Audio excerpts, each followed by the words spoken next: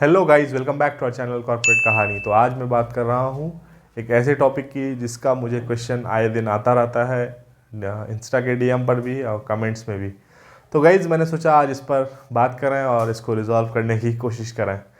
Guys ये वो लोग हैं जिनको किसी प्रोजेक्ट में विदाउट एनी विल उनको डाल दिया गया है। उनका मन नहीं है उस प्रोजेक्ट में काम करने का, उनको उस प्रोजेक्ट में डाल दिया गया है।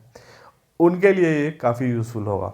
इसके साथ साथ वो लोग जो एक ही प्रोजेक्ट में कई सालों से काम कर रहे हैं, सेम टूल सेम टेक्नोलॉजी पर, और वो चाहते हैं कि उनको रिलीज़ मिल जाए, तो ऐसे लोगों के लिए भी काफ़ी यूज़फुल होगा ये वीडियो। तो गाइज़ आप हमारे चैनल को सब्सक्राइब कर लें नहीं किया है तो, और इस वीडियो को भी लाइक शेयर जरूर करें ताकि लोगों को इससे हेल्प मिल सके। सबसे पहले गाइज जो टीसीएस का प्रोजेक्ट में आप घुसते हैं, किसी भी प्रोजेक्ट में टीसीएस के, तो आप उस प्रोजेक्ट के हो जाते हैं खानदानी रिसोर्स। मतलब वो आपको छोड़ेगा ही नहीं। मतलब when you will join any of the client, like मान लीजिए एक नाम लूँगा मैं, मान लीजिए सिटी बैंक आपने ज्वाइन किया एज ए एम्प्लॉय, मतलब टीसीएस के क्लाइंट के रूप में, तो आपको वो बिल्कुल नहीं छोड़ेंगे। आपको बोलेंगे तुम यहीं रहो, हम तुमको ऑन साइड देंगे, ये देंगे, वो देंगे। इस तरह से आपको गाजर दिखा दिखा के अपने पास रखेंगे और आपसे काम लेते रहेंगे। क्योंकि गाइज इसमें सबसे पहला प्रॉब्लम ये होता है कि एम्प्लॉय ढूंढना और अच्छा एम्प्लॉय ढूंढना किसी भी प्रोजेक्ट मैनेजर के लिए बहुत ही मुश्किल काम होता है। क्योंकि कई लोग स्विच कर जाते हैं, कई लोग फॉरेन स्टडी के लिए चले जाते हैं, कई लोग गवर्नमेंट जॉब ले लेते हैं। तो उन्होंने ये पॉलिसी बना रखी है कि उनको रिलीज़ देना ही नहीं है। जो बंदा रुका हुआ है, जो बंदा इंटरेस्टेड नहीं है रिलीज़ देने के लिए, तो उनको रिलीज़ ही नहीं देना है। उनको रखे रहो, उनसे लेते रहो, उनको मतलब चूसते रहो, एक्सप्लॉइट करते रहो। तो ये फंडा काफ़ी यूज़फुल होता है इन प्रोजेक्ट मैनेजर के लिए। लेकिन अगर आपको वो टेक्नोलॉजी टूल आपके पसंद का नहीं है, आप 18 महीने से ज़्यादा काम कर चुके हैं, तो आपका हक है कि आप रिलीज़ मांगें। अब रिलीज़ मांगने के लिए कुछ पॉइंट्स हैं, उसको आपको फॉलो करना पड़ेगा। सबसे पहला पॉइंट है गाइज, आप नई चीज़ में स्किल करें। आपको अपने आप को नया टेक्नोलॉजी सीख लिया, नया बात सीख लिया, आपने नए कोर्सेज कर लिए, लिंक्डइन पे ही कर लिया, iEvolve में कर लिया, और आपको बाहर कहीं से कर लिया। इस तरह से आप एक अपना बेस बनाएंगे। भाई हम ये नई चीज़ पढ़ रहे हैं तो आप हमको इस टाइप का काम दीजिए। ठीक है गाइज, आप एक बार उनको बोलेंगे, 2 बार बोलेंगे, 3 बार बोलेंगे, आपको पुश करना पड़ेगा उनको कि भाई हमको काम दो, अदरवाइज़ हमको छोड़ो। अगर उनके पास काम होगा तो मोस्ट ऑफ द केसेस में नहीं ही होगा, क्योंकि ज़्यादातर लेगासी प्रोजेक्ट्स हैं, उसमें वैसा ही काम है जो सदियों से चलता आ रहा है, 20 साल से, 15 साल से, 16 साल से। तो आपको फिर नेक्स्ट स्टेप ये करना है कि उनसे रिलीज़ मांगना कि प्लीज़ आप हमें रिलीज़ दे दें। आपके पास काम नहीं है जो मुझे चाहिए, मेरे 18 महीने भी हो गए हैं, अब आप हमको रिलीज़ कर दीजिए। ये एक तरीका बहुत ही वर्किंग है। इसमें काफ़ी लोगों ने के लिए वर्क किया है और उन लोगों ने रिलीज़ लिया है। और आप थोड़े सीनियर एम्प्लॉय हैं, अब आपको थोड़ी पैसे की ज़रूरत है, आपको घर लेना है या फिर आपको कुछ भी काम है पैसे का, तो आप दूसरा काम कर सकते हैं। आप उनसे ऑन साइड मांगिए कि भाई आपके पास ऑन साइड है तो हमें ऑन साइड दीजिए, नहीं तो प्लीज़ रिलीज़ कीजिए। ये आपका हक है, 18 महीने के बाद आप मांग सकते हैं।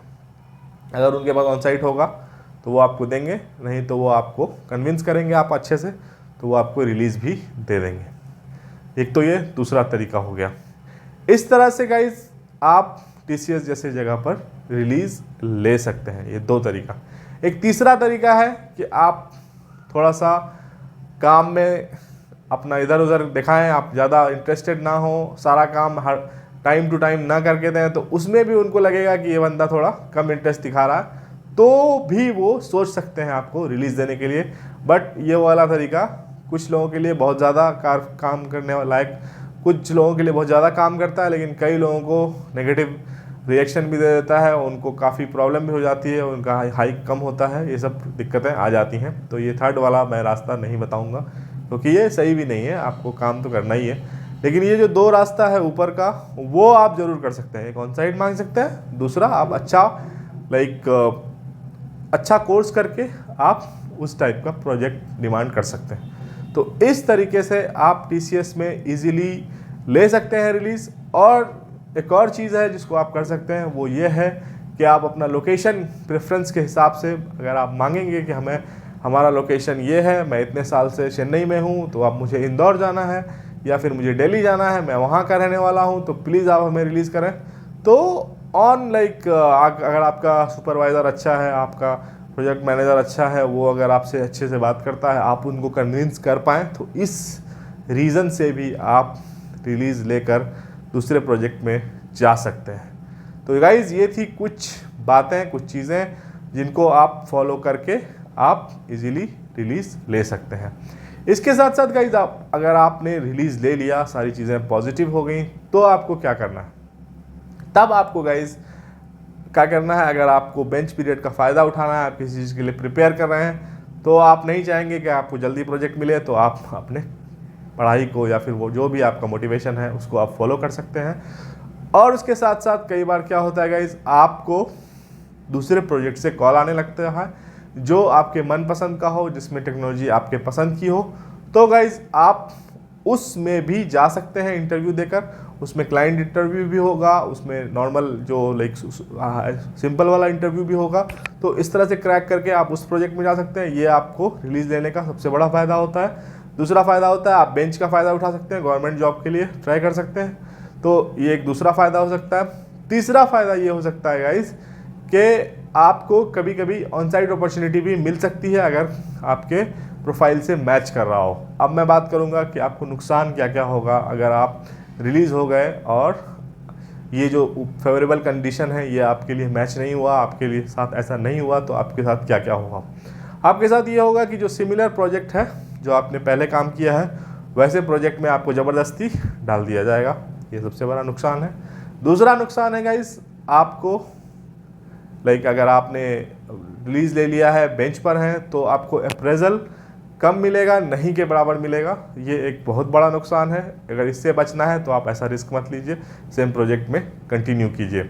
तो इस तरह से आप TCS के मैनेजर को डील कर सकते हैं, ट्रम्प कर सकते हैं, और आप खुश रह सकते हैं अपनी लाइफ में, और जो मन में आए वो कर सकते हैं। तो गाइस इस तरह से आप TCS में रिलीज़ का प्रोसीजर फॉलो कर सकते हैं।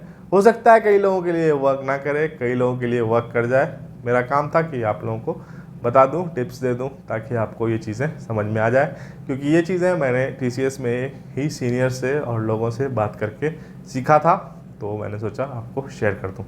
ये था गाइज आज का वीडियो। इसमें मैंने आज रिलीज़ के बारे में बात की, कैसे रिलीज़ लिया जाता है, क्या उसके एडवांटेज हैं, क्या उसके डिसएडवांटेज हैं।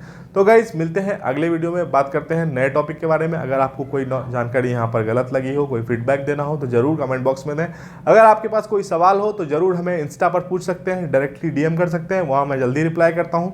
तो मिलते हैं नेक्स्ट वीडियो में। Thanks for watching, bye bye.